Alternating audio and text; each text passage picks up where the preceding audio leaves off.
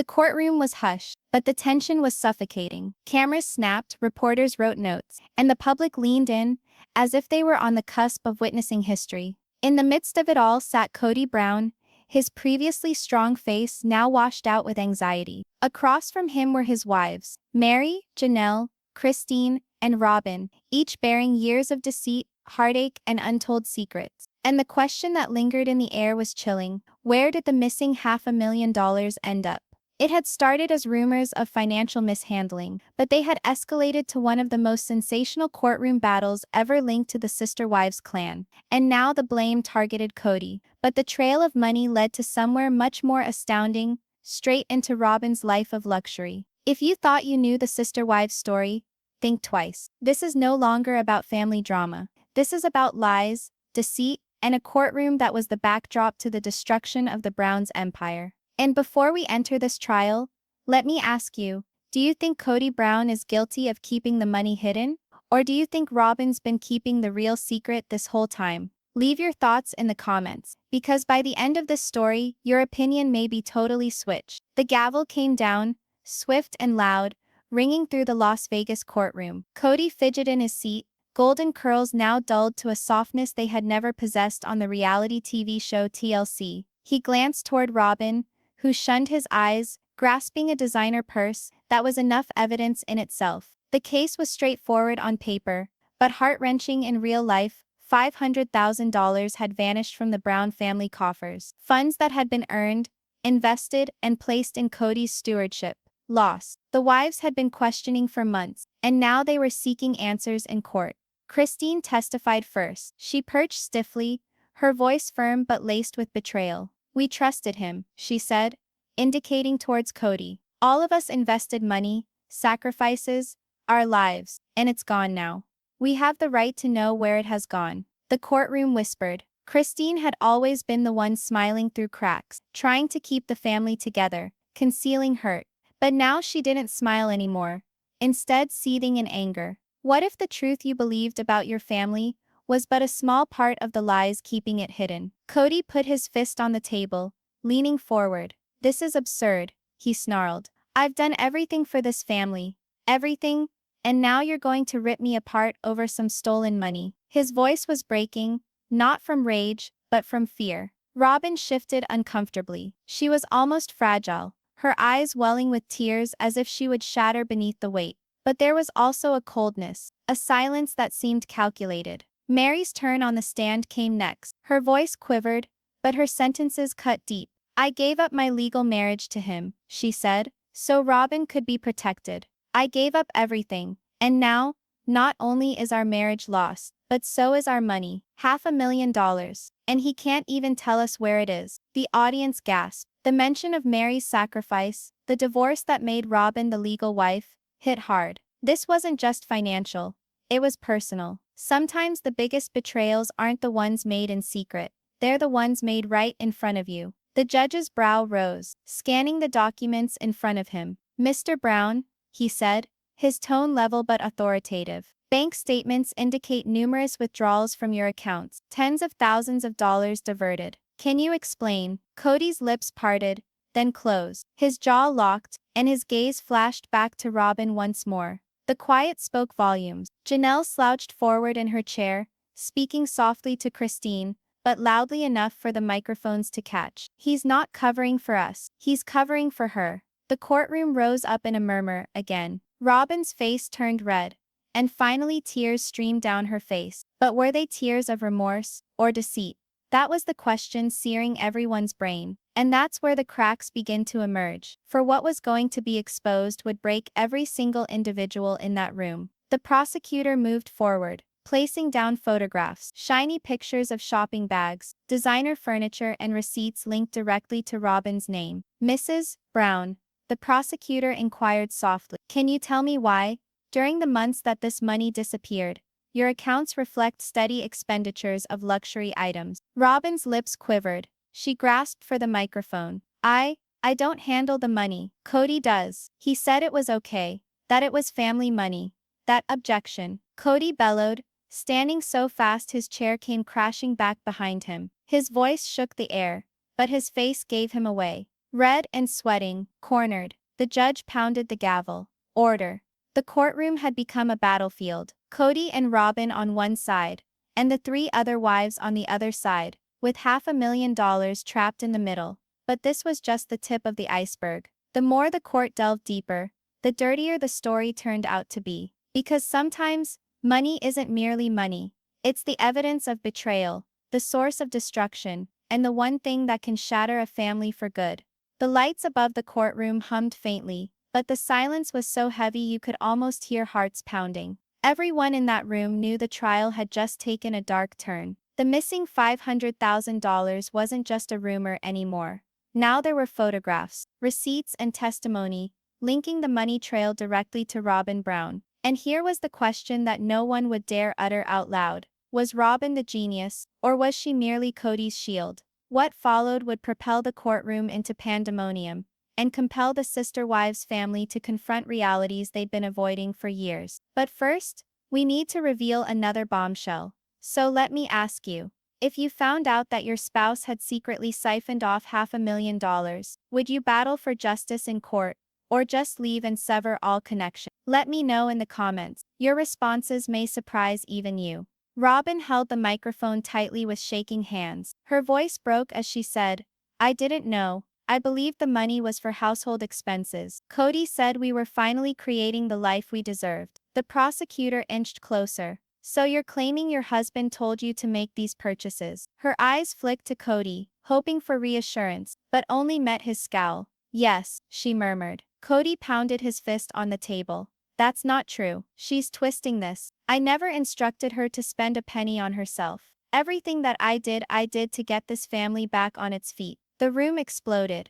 Christine shook her head in amazement. Janelle spit out a bitter laugh. Meri folded her arms, her face impossible to read, but her eyes full of something uglier than anger. Disappointment. Sometimes the deepest betrayals aren't committed by strangers. They're from the one who swore to defend you. The judge held up his hand for quiet. Order in the court. His gaze narrowed at Kody. Mr. Brown, rein yourself in. But Kody couldn't be controlled. His voice grew louder, angrier. They've turned on me. After everything I've given, everything I've sacrificed, they want to paint me as a thief. Look at them. They've hated me for years, and now they're using this trial to destroy me. Christine jumped to her feet, defying the judge's threatening glare. You ruined yourself, Kody. We trusted you. We followed you, we gave you our money, and you set it all on fire. You picked Robyn over all of us. And now the truth is finally emerging. Gasps were heard. Cameras clicked. Reporters wrote with haste. This was no longer a trial. It was a public disintegration of the Brown family, televised for the world to watch. The prosecutor placed another stack of documents on the table. Mr. Brown, these transfers were directly made from the joint accounts of the family into a private account in the name of your lawful wife, Robyn Brown. Do you not acknowledge making these transactions? Kody's face contorted. His lips closed and opened, but nothing emerged. His confidence for the first time shattered. He was trapped. Robyn dropped her head, her tears coursing down her cheeks. She muttered something softly, too softly for the judge, too softly for the jury, but audible to Meri. Meri gasped, her mouth opening in shock. What did you just say? Meri's voice broke the silence. Robyn stood still. The courtroom gasped. The judge waved her to repeat herself. I said, Robyn swallowed hard to hold back a sob. Kody told me to hide it. The courtroom erupted. Reporters came close to leaping out of their seats, fighting to get the quote on paper. Christine held on to Janelle's arm, her voice barely audible.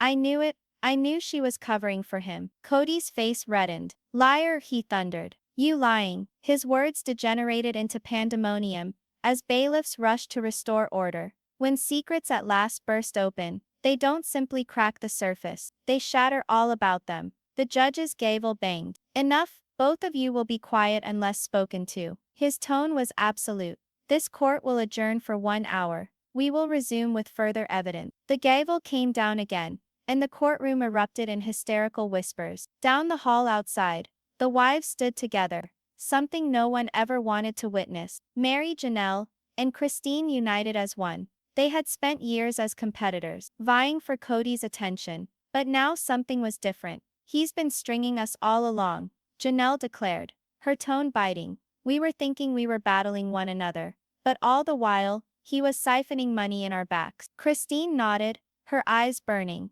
And she was in on it. She's been covering for him all this time.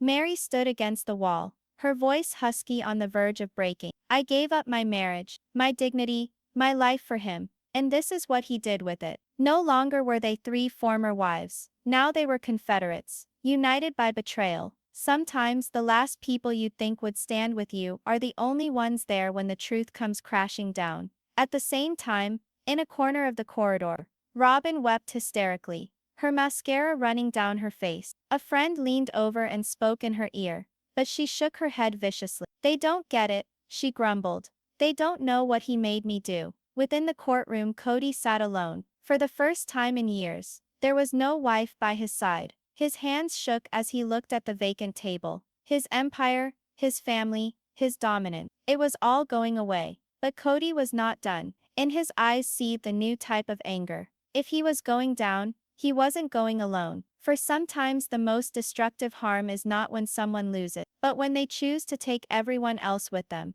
The courtroom doors opened once more, and the resounding crack of the gavel summoned everyone back to order. This time, however, there was something different. Whispers of Robyn's confession persisted in the air, lingering like a ghost that no one could quiet. Each reporter, each spectator, each juror leaned forward, hungry to see what would occur next. And the question lingered.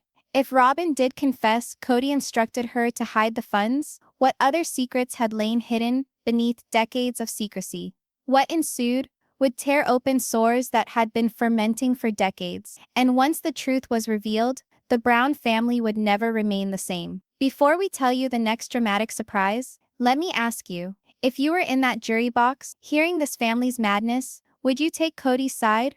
Or would you trust the wives who say they've been betrayed? Comment below, because this decision may tell us more about you than you realize. Christine was the first to take her place back on the stand. She was not the smiling, laughing woman viewers knew from the early days of Sister Wives. Her voice was firm, but her eyes seethed with a combination of anger and heartache. Kody used us, she explained bluntly. He said the family funds were depleted. That's why bills went unpaid. That's why my children suffered.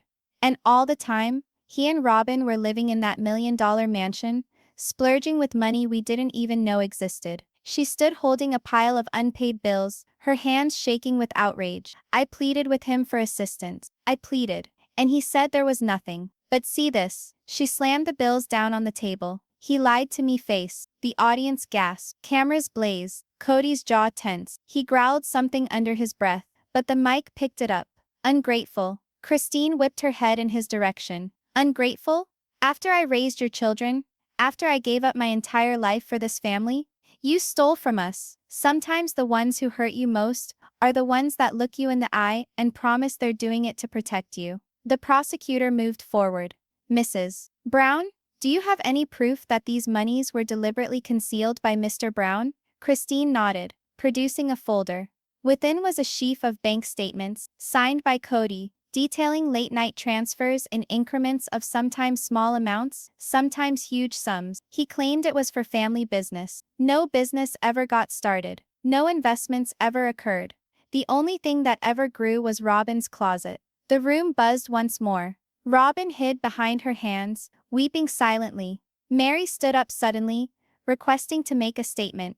The judge paused, then gestured for her to proceed. She slowly approached the front, speaking in trembles. I surrendered my lawful marriage to Kody, so Robyn would be protected. I believed I was protecting the family, but I did nothing but give him the authority to send everything to her. I signed away my life, and he took it from me. Her voice cracked. I wasn't betrayed as a wife. I was betrayed as a human being. Gasps cascaded once more. For years, Meri had been regarded as the quiet one, the one who suffered in silence. Now her words were knives. When silence finally shatters, it can slice deeper than any scream. Kody stood abruptly, unable to stay seated. His voice thundered through the room. They're all against me.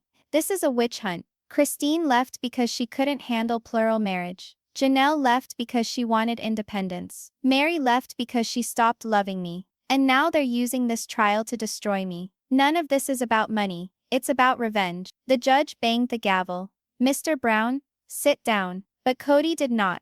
his face flushed, his chest panting. They don't care about the truth. They want me ruined, humiliated. And you? He whirled on Robyn. You're supposed to stand with me. Why would you betray me like this? Robyn's sobs increased in volume. Her mascara ran down her cheeks as she whispered, because I can't keep lying for you anymore. The courtroom stilled. And here's the thing nobody saw coming. Occasionally the individual you believed was your final friend is the one who brings the fatal punch. The prosecutor seized the moment. Mrs. Brown, are you admitting you knowingly assisted in hiding these funds at Mr. Brown's behest? Robyn hesitated, her lips trembling. Then almost whispering, she said, yes. The courtroom erupted. Journalists ran for the exit to create the breaking news reports. The wives collectively gasped aloud. Kody's entire frame seemed to fold inward. Christine put her hand over her mouth, and her eyes welled up with tears. She finally said it, she whispered to Janelle.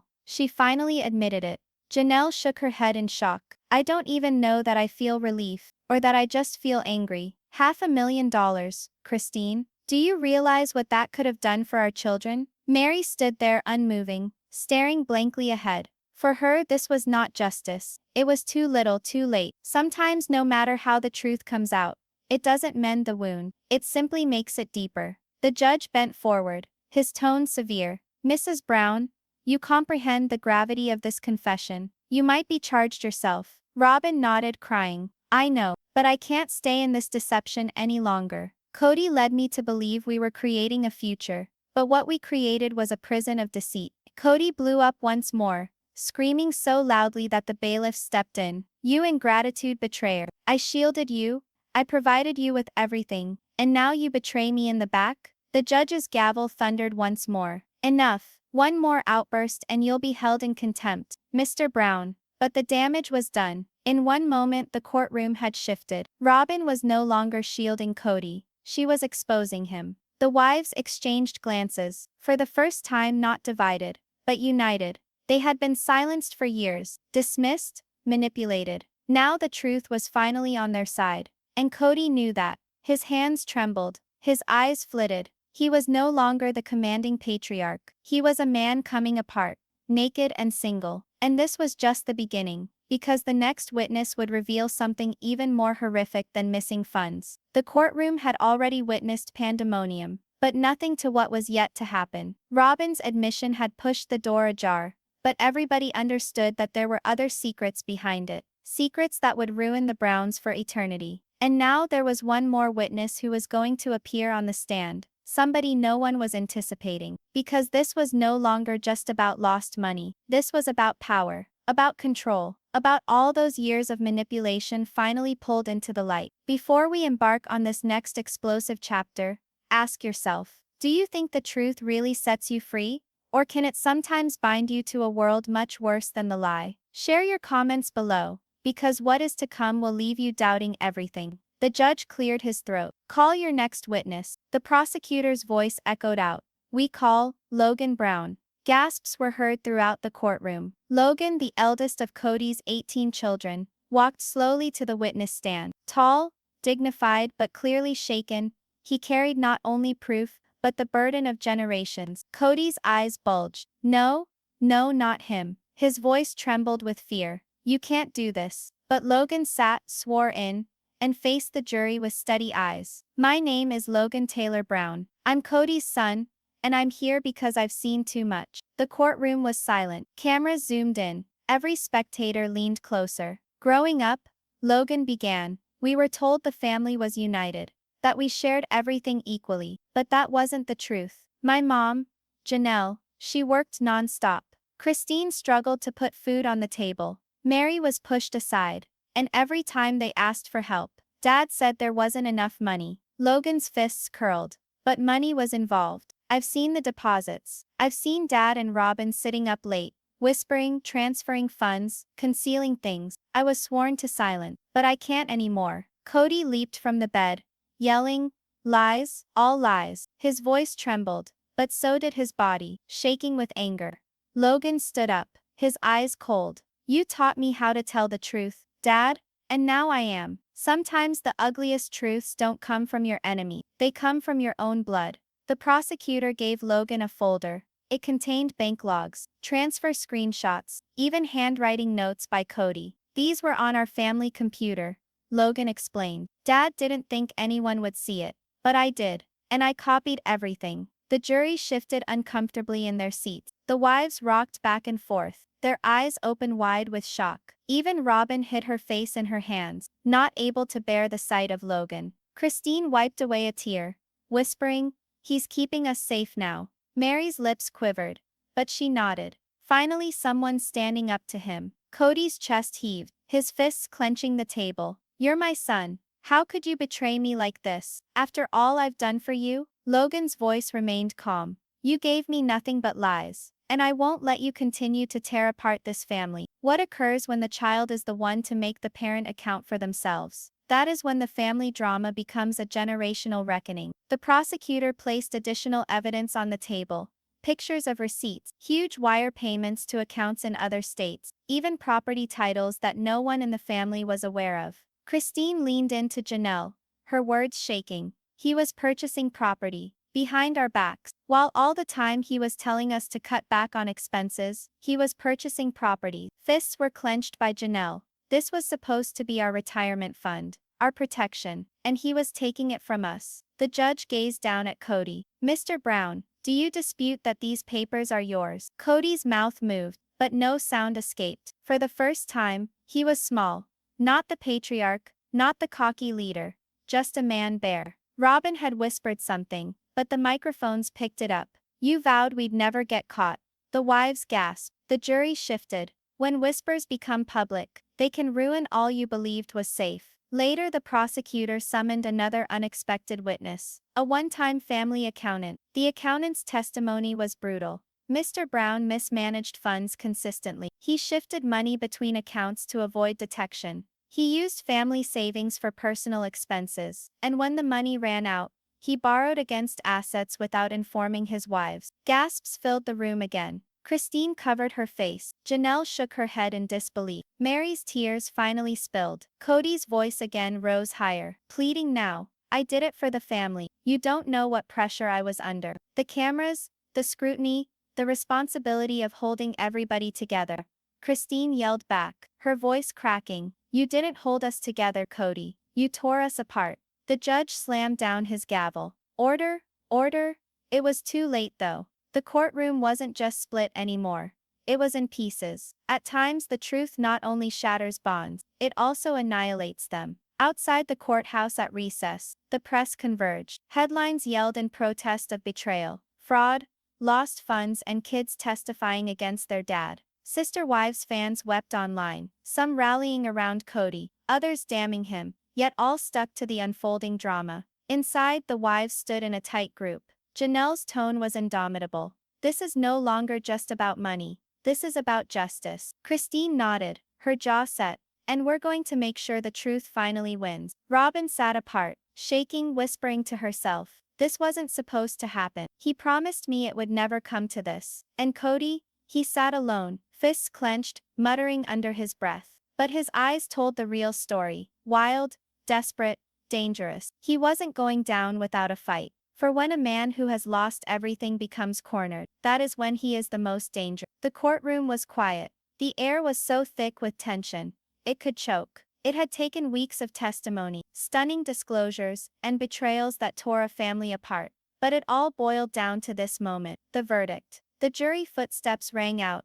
As they marched back into the courtroom, all eyes were pinched with the gravity of what they had determined. The judge gazed down at Kody Brown, who sat shaking, white-faced, his former booming self-confidence, now nothing more than a nervous silence. Robyn's hands were so tightly clenched, they were white-knuckled. Janelle and Christine inched towards each other, mouthing a silent prayer. Meri gazed straight ahead, face inscrutable. "But first, I want you to stop and picture this. What would you do if the individual you trusted the most, your own partner, your own father, your own leader, ended up being the one who had betrayed you all along?" Leave your answers in the comment, because the ruling you're about to hear will rattle you to your very foundation. The jury foreman rose. Trembling, he held the verdict slip in his hands. The room came to a standstill. "On the count of fraud, we find the defendant guilty." Gasps spilled through the room. The wives didn't breathe. Christine's hand flew to her mouth. Janelle closed her eyes and wept uncontrollably. Meri finally released the sob she'd held for years. The foreman went on the charge of misappropriation of funds, we find the defendant guilty. Kody leaned back in his chair, his face pale, his eyes wide with shock. His mouth fell open, but words failed him. The coup de grace followed. On the charge of conspiracy to defraud, we find the defendant guilty. The judge nodded, his deep voice booming. Mr. Brown, you have been convicted on all charges. Sentencing will be set in 30 days. The gavel hit hard. The courtroom erupted. Kody leapt to his feet. No, this is not right. You don't get it. His voice cracked and desperate. I did this for my family, for all of you. He addressed the wives, his eyes beseeching. Janelle, Christine, you know me. Meri, you've been with me for years. Robyn shook her head, weeping. You guaranteed me this would never occur. Christine whispered tears. You did this to yourself, Kody. And in that one instant, the picture of Kody Brown, the patriarch, the self-assured leader of Sister Wives, was broken for good. When security descended, Kody's wrath broke out. This is all a lie. They're against me. You all turned on me. His voice cracked, ringing through the room. But no one touched him. No one had his back. The man who once ruled a household of 4 wives and 18 children, was now solo, shattered and betrayed. The wives, though shaken, shared a silent strength. Janelle whispered to Christine, it's finally over. Christine nodded. We're free. Meri, her voice trembling, added. But at what cost? That's the question, isn't it? When justice arrives, it doesn't always heal. Sometimes it leaves behind scars deeper than the crime itself. Outside the courthouse building, reporters abounded. Headlines flashed throughout the country. Kody Brown guilty. Sister Wives patriarch heads to prison. Luxury, lies, and betrayal. The $500K courtroom drama show enthusiasts set social media ablaze with shock, outrage, and distress. Some rallied around Kody, suggesting he was a victim of misinterpretation. Others condemned him, labeling this justice long in coming. Inside, Robyn collapsed. What am I going to do now? My children, our life, it's all ruined. Janelle glared at her. We rebuild. Without him. Christine spoke up. For once we get to write our own story. Meri, crying, whispered. But will people ever understand us as anything other than his wives? Their words haunted, not only for them, but for millions of viewers who had watched them live over the course of more than a decade. Because sometimes when a house falls down, the pieces don't land tidy. They scatter and everyone must determine which pieces are worth keeping. But Kody wasn't finished. As he was led away by officers in handcuffs, he glared back at the cameras one final time. His eyes flamed with fury. This isn't over. You'll all see. I'll return, and when I do, the truth will ruin all of you. People gasped. Even the judge's gavel couldn't silence. Christine wrapped her coat close about her. He won't quit, even now. Janelle's voice was resolute. Then we have to be stronger. The wives exited together, no longer a family bound to Kody, but women standing independent. The cameras trailed behind, documenting their strength, their sadness, and their uncertain future. And here is where the tale brings us, not to a tidy conclusion, but an open sore. Kody Brown, the former preacher of oneness, now languishes in jail awaiting sentencing for deeds that destroyed his family. His wives, once held captive in his vortex, are finally free. But freedom is not without its burdens. Robyn, caught between loyalty and regret, is confronted with the toughest questions of all. Christine and Janelle, united in survival, must find a way to start over. And Meri, ever the silent shadow, might at last step out into her own light. But the larger question is, what comes next? When a man loses everything, his power, his family, his freedom, does he choose his defeat, or does he battle to take everyone else down with? That's not the end of a trial. That's the start of a storm. And now I'll leave it to you. What do you think? Was justice really served? Or do you think there are still more secrets to uncover in Kody's tale? Leave your thoughts in the comments below. Because this courtroom might have closed its doors, but the Brown family story is far from finished.